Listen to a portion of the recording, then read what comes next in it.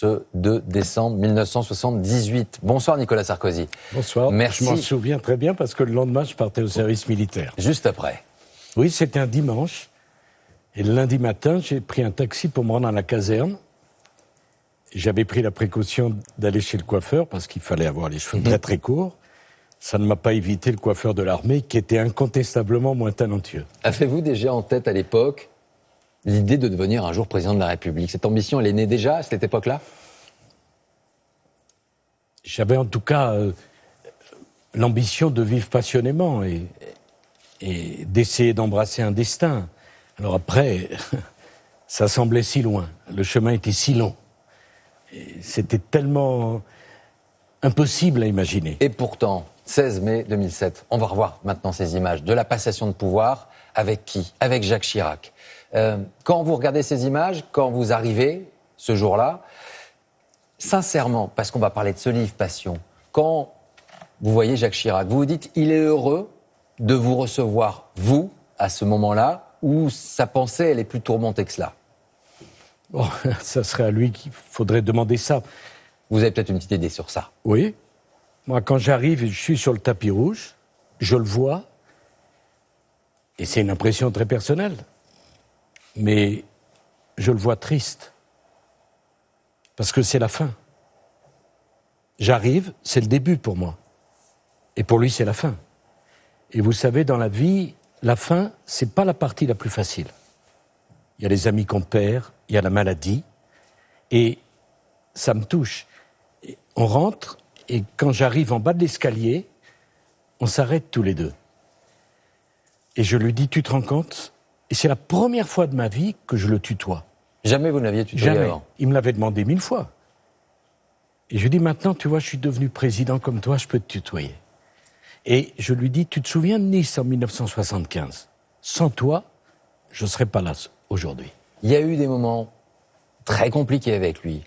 Des bonnes engueulades, on va le dire clairement, même dans son bureau, 2 ans après son accession. Vous le retrouvez dans ce bureau, les murs ont tremblé ce jour-là. C'était quelque chose d'intense, vous le racontez dans ce livre. Quand les choses se sont un peu raccommodées avec Jacques Chirac, vous vous êtes dit quoi? Vous vous êtes dit, je vais avoir besoin de lui pour avancer encore? Non. Les choses entre nous, de mon point de vue, c'est ma vérité. Alors, elle peut être subjective. Elle est subjective, bien sûr. Mais entre nous, il n'y a jamais eu d'indifférence. Ça n'a jamais été complètement coupé et ça n'a jamais été complètement tranquille. Ça veut dire que vous avez toujours voulu l'impressionner. C'est ce que vous dites d'ailleurs, sans doute inconsciemment. Ai-je toujours voulu impressionner Jacques Chirac? Sans lui, je n'aurais pas fait cette carrière politique. Sans lui, je ne me serais pas engagé. Est-ce que c'est un moteur pour vous d'impressionner, de convaincre? Est-ce que ça a été un moteur pour vous? Surtout peut-être même ceux qui doutaient de vous. Alors, ça a toujours été un moteur. J'ai longtemps me suis cru obligé de défoncer une porte qui était ouverte. J'ai toujours voulu faire ça. Et il a fallu du temps pour apaiser tout cela. Vous dites qu'à l'époque, vous aviez 52 ans quand vous êtes arrivé à l'Élysée, vous étiez trop jeune. J'imagine que cette idée, elle s'applique à d'autres. Elle s'applique peut-être à Valéry Giscard d'Estaing. Quand on arrive au pouvoir à 52 ans, on est trop jeune alors qu'on arrive à 40 ans. Je ne pense pas que j'ai dit ça pour moi quand je suis devenu président de la République. Je l'ai dit quand j'étais ministre du budget la première fois à l'époque d'Édouard Balladur. J'étais trop jeune. Vous aviez? Pas assez d'expérience. Vous aviez? C'était 1993, donc c'est facile à calculer. Donc le président de la République, quand il arrive au pouvoir à 40 ans? Non, mais c'est la vie de M. Macron et je ne me permets pas de juger. J'ai voulu raconter une histoire, des sentiments, qui est la mienne et que je partage avec beaucoup de Français. Tellement de livres ont été écrits, peut-être c'était venu le temps de dire ma part de vérité. Si je résume, il y a un bon âge pour être président de la République? Non. Non. Mais il y a la nécessité d'une expérience pour apaiser ses sentiments, valoriser ses qualités et minimiser ses défauts. Vous aviez le bon âge, vous, quand vous êtes devenu président? Non. Disons que j'avais l'âge suffisant pour ne plus se perdre dans une arrogance qui a pu m'arriver d'avoir quand j'étais plus jeune. On va parler de cette arrogance. On regarde une autre image. C'était une autre passation de pouvoir, 5 ans plus tard, moins agréable probablement pour vous. Dans ce livre, vous y revenez et c'est celle avec François Hollande. Il y a une forme de divorce entre vous et lui assez profond que l'on ressent dans ce livre. Je me trompe ou pas? Non, j'ai pas de divorce personnel. Et si vous voulez, quand j'ai monté l'escalier de l'Élysée pour commencer les 5 années, j'avais en tête, je vous le promets, que ça aurait un terme, que ça finirait. Et quand je vois arriver François Hollande, je vois tout de suite qu'il n'a pas compris que lui aussi devrait partir. Et qu'au fond, ce sont des postes magnifiques, passionnants, c'est des responsabilités que confient les Français, c'est un honneur immense, mais il faut bien garder présent à l'esprit qu'on n'est pas propriétaire des lieux. Et quand, en juillet 2017, lorsqu'il a été élu, Emmanuel Macron m'a téléphoné pour nous inviter, Carla et moi, à l'Élysée avec eux, il m'a demandé, avec délicatesse d'ailleurs, est-ce que ça me gênait de revenir à l'Élysée? Je lui ai dit pas du tout, j'y ai que des bons souvenirs. Ça ne m'appartient pas. On est de passage. Vous avez lu Les leçons du pouvoir de François Hollande? Non. Non? Pour quelle raison? Même pour finalement avoir un point de vue sur ce qu'il peut raconter des leçons du pouvoir qu'il a tirées?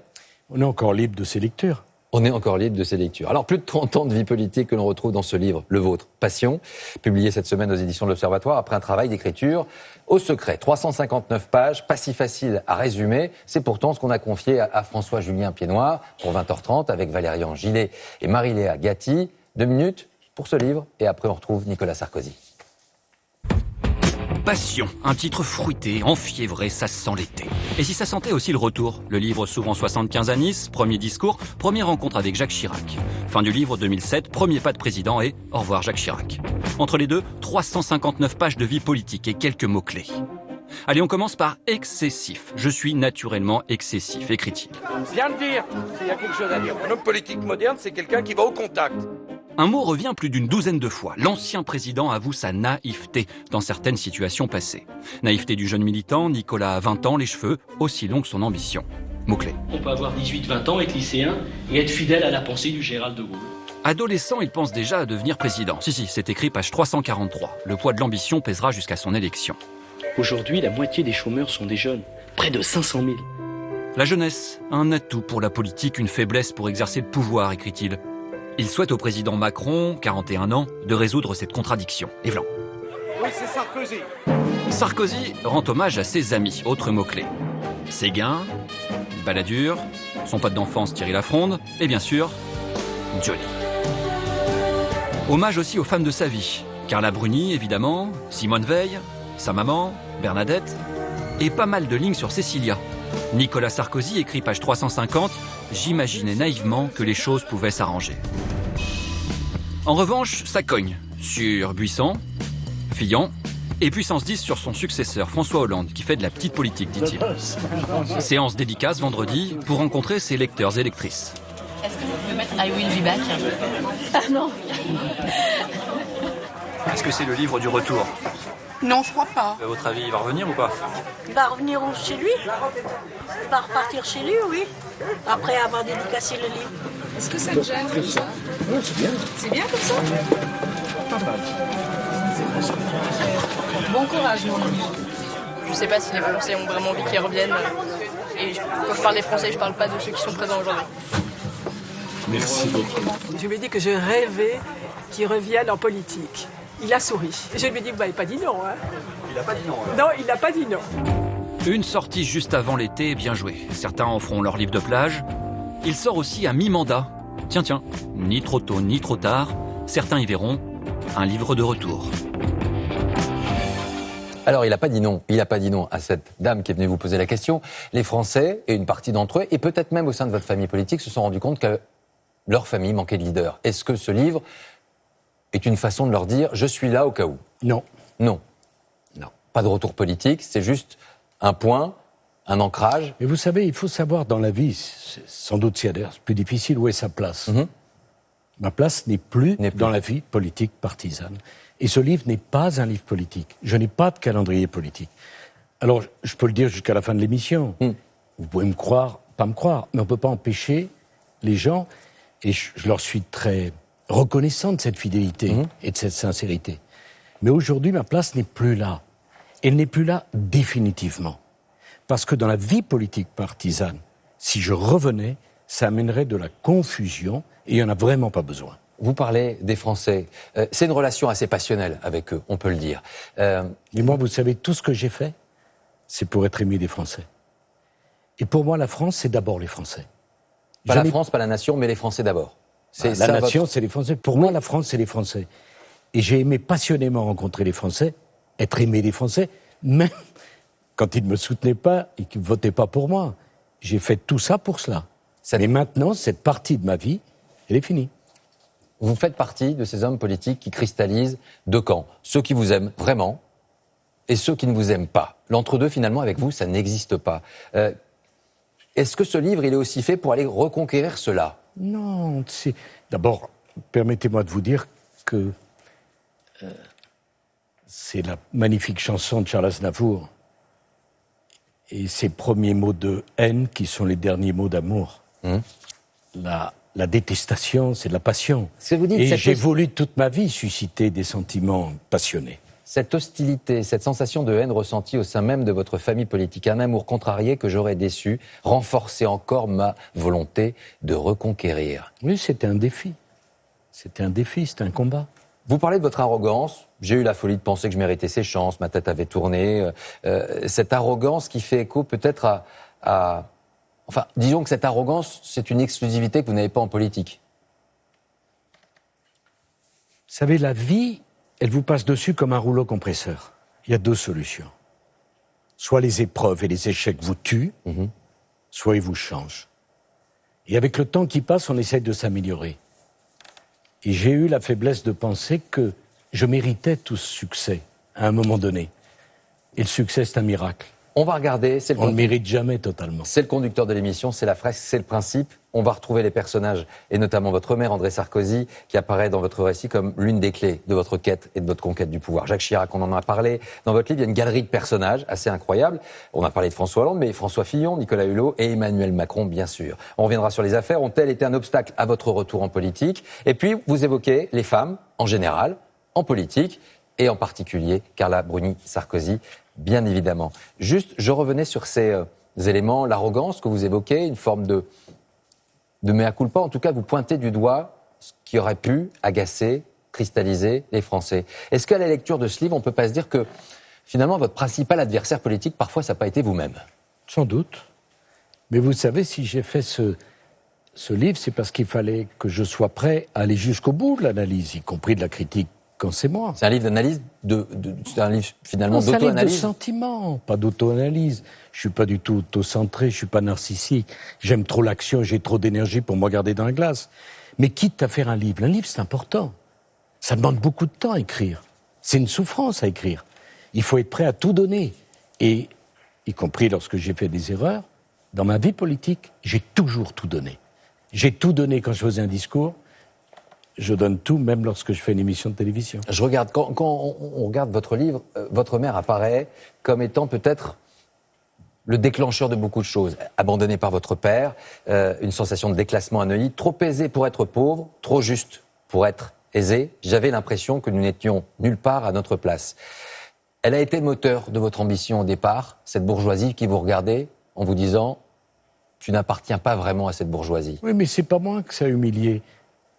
J'étais inquiet pour ma mère et humilié pour ma mère.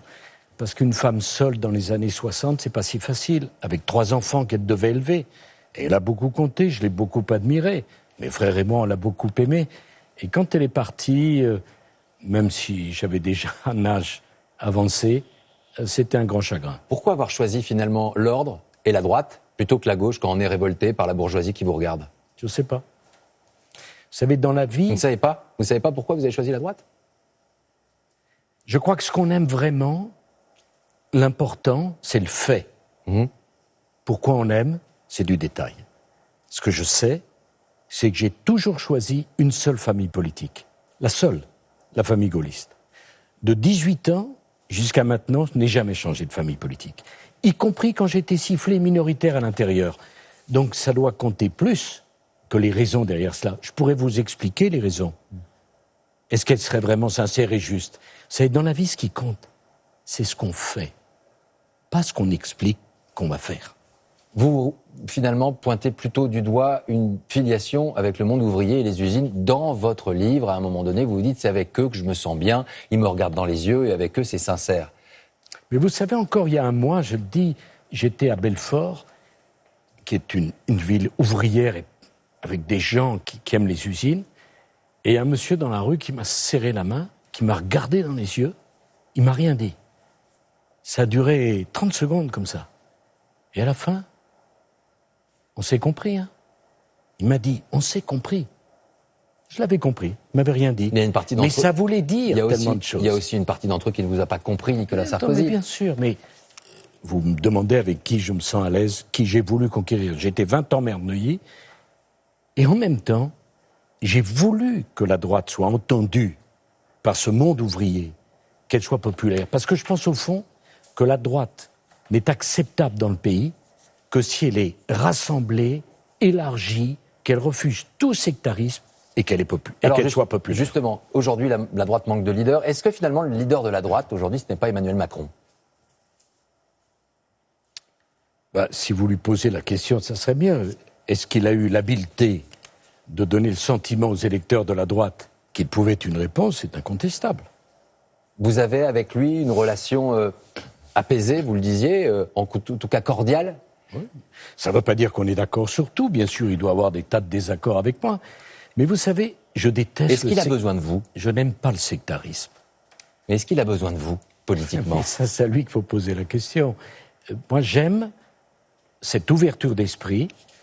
Et au fond, peut-être qu'un ancien président peut être utile à son pays en aidant son successeur à la place qui est la sienne, sans être dans le jeu politique partisan.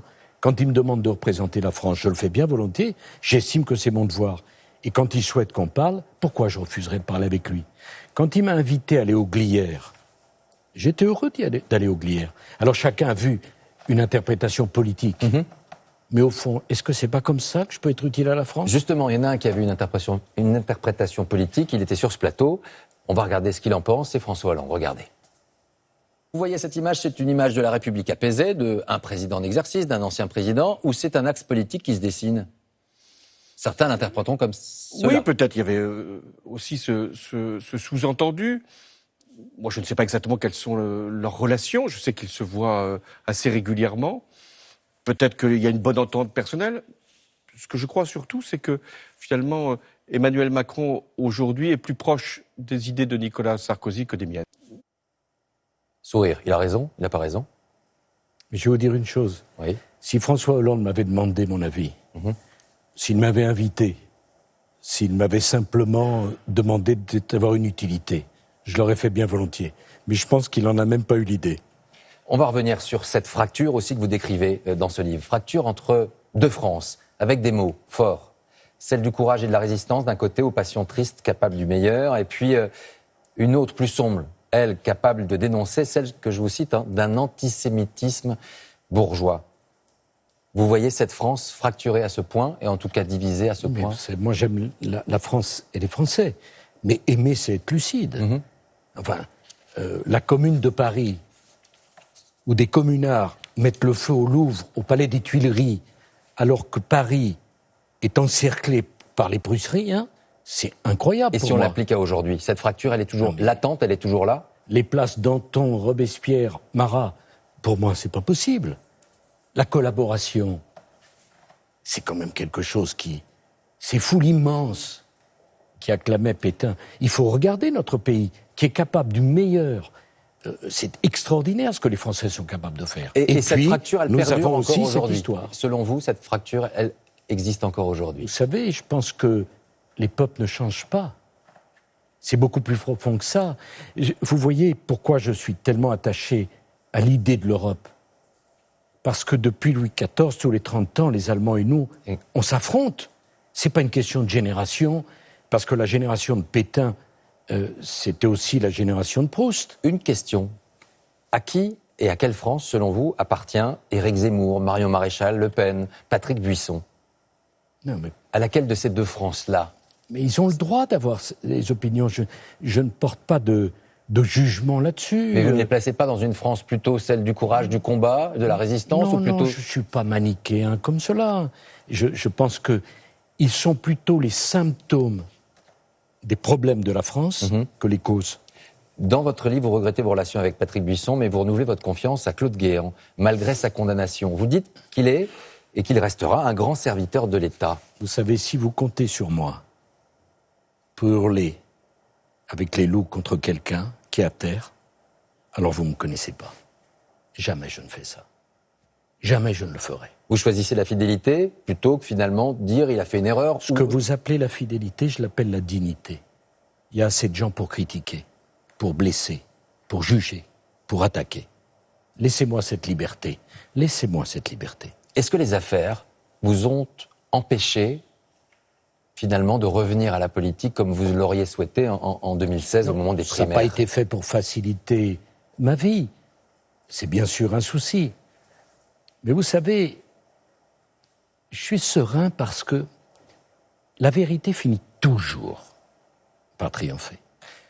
Je suis sur France Télévisions. Toute la campagne de 2012 s'est faite sur l'affaire Bettencourt, pour laquelle j'ai eu un non-lieu. Personne n'a parlé de non-lieu. Et je me souviens d'une journée où un journaliste de France Télévisions m'a suivi toute la journée pour me demander « Avez-vous touché de l'argent de Mme Bettencourt ?» Aujourd'hui, on le sait, naturellement, il n'y a rien eu. Et ça sera comme ça pour toutes les affaires. La question se posait à l'époque. C'était une question qui se posait. C'est une question de journaliste qui voulait savoir. Question de journaliste.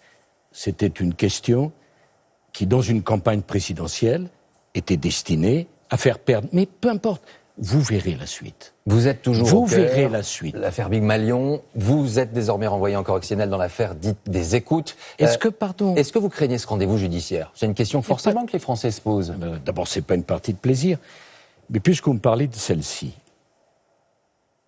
est-ce que vous vous rendez compte que le poste pour lequel postulait M. Azibert lui aurait rapporté 374 € par an?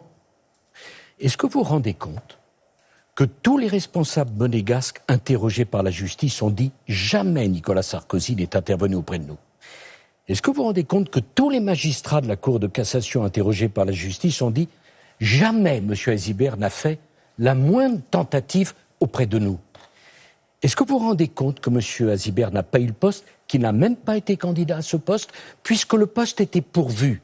Et est-ce que vous vous rendez compte que tout ceci vient d'une écoute entre mon avocat et moi, alors même que la Cour européenne des droits de l'homme dit jamais, dans aucune condition, on ne peut utiliser une conversation entre un avocat et son client contre lui. Nicolas Sarkozy, est-ce que vous vous rendez compte que des Français aussi peuvent se poser la question de savoir pourquoi vous avez eu ce type de conversation avec ces téléphones sous un nom qui était celui de Paul Bismuth? Il y a des Français aussi qui se posent cette question-là. Tout à fait, bien sûr. Et la justice aussi, peut-être? Parce que la justice m'a écouté pendant plus d'une année et demie, alors que j'étais leader de l'opposition. Vous parlez d'acharnement politique? Non, je ne dis pas ça. Certains l'ont dit, autour de vous, très proche de vous, très proche de vous. Ils ont le droit de dire ce qu'ils veulent. J'ai toujours répondu présent à toutes les convocations. Moi, j'ai jamais fait de scandale, j'ai jamais refusé de m'y rendre et j'ai répondu à toutes les questions. Mais un jour, toute la vérité sera faite. Et ce jour-là, les Français comprendront que je n'ai jamais, vous m'entendez, jamais trahi leur confiance. Donc, le procès aura lieu, chacun s'expliquera. 374 € par an. Vous réfutez toujours maintenant, finalement, l'idée qu'il y ait un acharnement. La justice passe, elle fait son travail. Monsieur Delahousse, si je mets la conversation sur ce terrain, alors ça voudrait dire que je ne suis pas à l'aise sur le terrain du fond. Je préfère la mettre sur le terrain du fond. Dans votre livre, Nicolas Sarkozy, vous évoquez tout autre chose. Les femmes politiques, les femmes de votre vie, bien sûr, c'est Carla Bruni. certainement autre chose. Et c'est plus agréable. Enfin, vous plaisantez, j'espère. C'est pas une question d'agréable. La vie, c'est l'amour, c'est aimer. Et j'ai eu la chance inouïe, à l'âge qui était le mien, de pouvoir rencontrer une personne comme Carla. Vous vous souvenez de cette conférence de presse qui avait semé le trouble quand vous étiez mis à dire finalement avec Carla c'est du sérieux. Dans ce livre, vous expliquez clairement pourquoi. Vous ne souhaitiez pas qu'elle soit cachée dans l'ombre. C'est ça, vous voulez nous dire ? Quand on aime une femme, on la protège. Et la protéger, c'est pas la traiter comme une maîtresse, comme disent les anglo-saxons, une backstreet. Je ne voulais pas de photos volées. Oh, peut-être que dire avec Carla, c'est du sérieux, ça n'a pas plu à tel ou tel. Mais moi, je préfère ça à d'autres épisodes qui sont passés après. Carla est devenue mon épouse. Elle a été une first lady fantastique. Elle a débarqué dans ce milieu politique qu'elle ne connaissait pas, par amour, pour moi, pour sa famille et pour le pays qu'elle représentait. Elle a donné 5 ans de sa vie comme cela. Elle a fait, me semble-t-il, la fierté de la France. Mais pour moi, c'était le miracle de la vie, cette rencontre. Une dernière phrase qui alimente un doute. Quand vous dites dans le point qu'entre vous et la France, ça ne sera jamais fini, ça ne sera jamais fini. Jamais. Mais j'aime mon pays, j'aime les Français. Ça ne peut pas être fini. On regarde les 3 coups de cœur de 20h30 ce soir, un album, celui de Reporters sans frontières pour la liberté de la presse, avec de jolis dessins de Sampé, la rencontre et les rencontres d'Arles, 50e édition. Et puis la fête au cinéma a démarré aujourd'hui. Allez au cinéma. Merci Nicolas Sarkozy. Passion. Vous avez raison de montrer l'album de Sampé. Voilà, Sampé. L'album de Sampé, Nicolas Sarkozy, Passion, aux éditions de l'Observatoire. Vous allez tourner un petit peu partout en France, dans les librairies, les signatures. Je serai demain à Strasbourg, j'irai à Bordeaux. Mais je n'en ferai pas autant qu'auparavant parce que justement, je ne voudrais pas qu'on ait une interprétation trop politique. Laissez l'idée que potentiellement vous seriez en campagne à travers cette signature, chose qu'on a attribuée parfois à d'autres. Recommençons l'émission si vous le voulez bien. Merci à vous Nicolas Sarkozy d'être venu dans 20h30. Merci de m'avoir invité. Fin de ce numéro, merci à vous. C'était une très belle saison passée en votre compagnie. On se retrouve vendredi prochain pour toute l'actualité à 20h. 20h30 reviendra à la rentrée. Bonne soirée à vous. Du cinéma Super 8, film familial produit par Steven Spielberg. Bye bye.